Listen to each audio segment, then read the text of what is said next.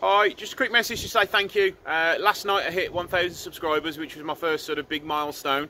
I've also hit 5,500 hours of my videos being watched. I just want to say thank you to each and every one of you that have commented, subscribed, watched. Brilliant. And I just want to discuss future videos for you guys. What do you want to see? Where do you want to see the channel go? Are you enjoying what you're seeing? Where could I improve stuff? If you could comment in the description below, and I'll take all your comments on board and see where I can improve things. Over the next few weeks I'll be finishing the 159. I've been doing quite a lot of work on it this week.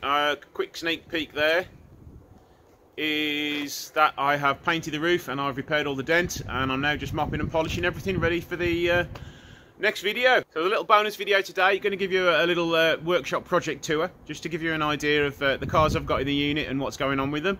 I'll start by outside here. These are the scrap shells. These are going to be going for scrap over the next few weeks. So if anybody wants any parts of a 3 litre 166 facelift, a Mito 1.4 on a 10 plate, and a GT diesel, let me know, because they are going to be going for scrap soon.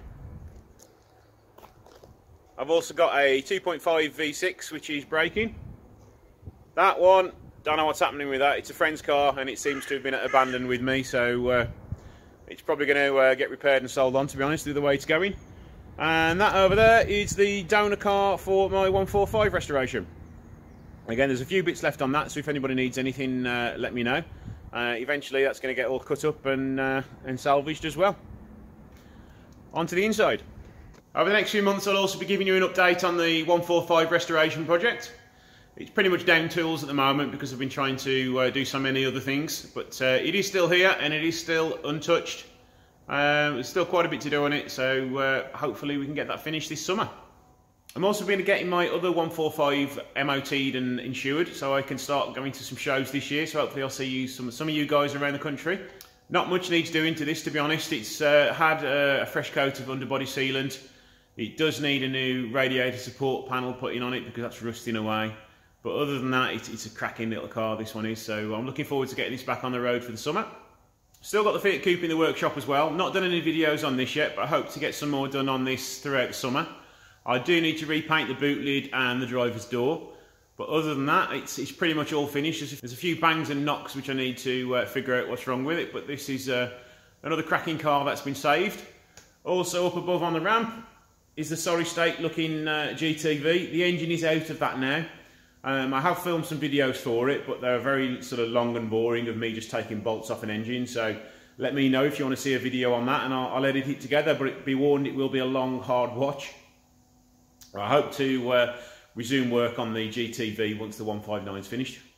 Another one I've got in the workshop looking sorry for itself is this 3 litre GTV. Not done any videos on this yet, but when I eventually get round to it, it's going to be a fun one. It's only been sitting here for the last 12 months in that position with the bonnet up and the engine all in pieces. I will get round to finishing it one day. This is my 155. You've seen it in backgrounds of probably most of my videos, and it's not moved an inch in ages. I've had this car probably 3 years now.